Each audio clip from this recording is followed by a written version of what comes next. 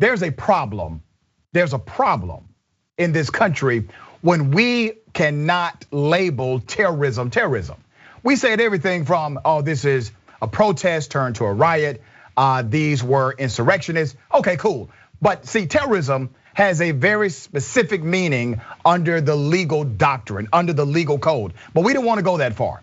We did not want to call this terrorism. So the individuals who actually committed acts of terrorism, they were arrested. Many of them were arrested. Some of them are still being arrested, but they are being arrested for misdemeanors. They are being arrested for misdemeanor trespass, etc. Some are being arrested for felonies. But there's a lawmaker, an actual bona fide lawmaker, meaning somebody voted this cat into office. A group of individuals said this man needs to represent us. We all saw the video of a white male opening a door to allow terrorists inside of the Capitol. Let's play some of that video. It is Oregon at their state capitol. This individual decided to open the door, allow people who were hell bent on committing criminal acts inside of a state building. Now, he has been charged with misdemeanors. Cool. These are very low level misdemeanors. He is likely not to get any actual jail time for these misdemeanors. But another video has surfaced that shows why he should have been actually charged with a felony offense. Here's the other video. Yeah, we're talking about setting up Operation Hall Pass, which I don't know anything about. And if you accuse me of knowing something about it, I'll deny it. But there would be some person's cell phone, which might be.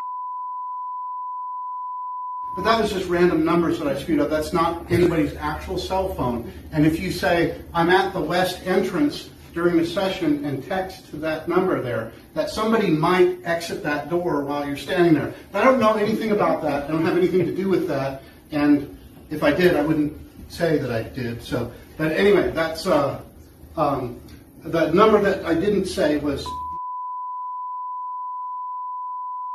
So don't text that number, but a number like that, whatever. And make sure to say what entrance you're at too. What was that again? 971, just those random numbers again? Yeah, I didn't really say a number, but if I were to say a number, it might have been something like.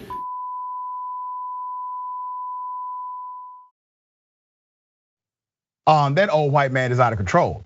He's literally giving people his cell number, telling them to text him, to call him, but don't. I'm not giving my cell number, but if I did give my cell number, here's the number. And he gives out his number because he is organizing something called Operation Hall Pass. Operation Hall Pass is a criminal conspiracy to allow terrorists to overtake a state government. That's what Operation Hall Pass is. And the fact that we did not deem individuals who committed acts like this terrorists, he is likely to simply get away with a misdemeanor and absolutely no jail time whatsoever. But you clearly see that this idiotic anti-American individual is plotting with criminals. And he is so bold about it, he's doing it in public. This is not done secretly. He has a group of people in front of him and he carried it out. Adrienne Lawrence, attorney at law, I'm sure you see significant conspiracy here, planning, organizing, criminal execution of the plan. Why is this guy not charged and arrested for a felony? Well, first thing I will tell you is this whole, Operation Hall Pass, that sounds less like a criminal conspiracy and more like some kind of plot between swingers. It is weird and it is also foolish. Oregon State Representative Mike Nearman, he's got all the problems. What he says he was subjected to here was mob justice.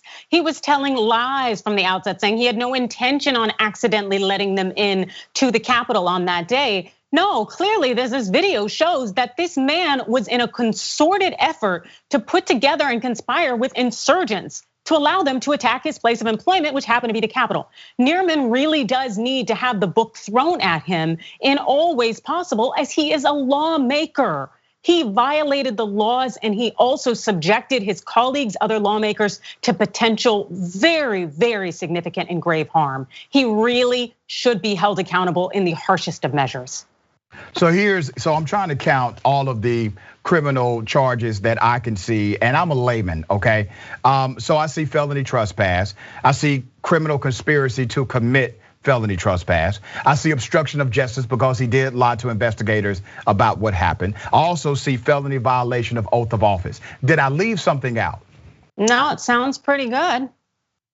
Yeah, and here's the unfortunate reality. An individual like him, Adrienne, will still be considered and called a patriot by those on the right. He will not receive the narrative associated with criminality.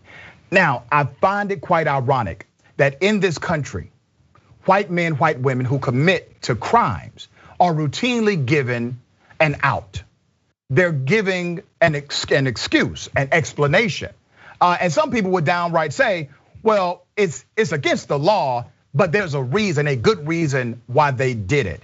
Once again, showing the systemic bias and racism and how it coexists in the narratives we create about individuals in our country. Yeah, and it's interesting too, because Oregon just elected its first Black woman to legislature last month. Yet they had elected and reelected this gem of a man, Mike Nearman, since late 2014.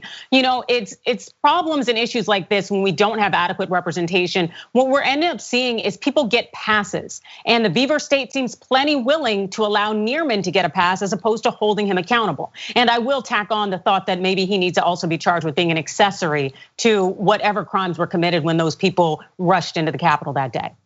Yeah, but he's the kingpin. Like, he's the guy who organized the whole thing. He's giving the instructions, he's organizing the plan. He's even providing assistance with how to get guidance if you run into an obstacle somewhere. So absolutely, he was involved not only in consultation, but real aiding and abetting here.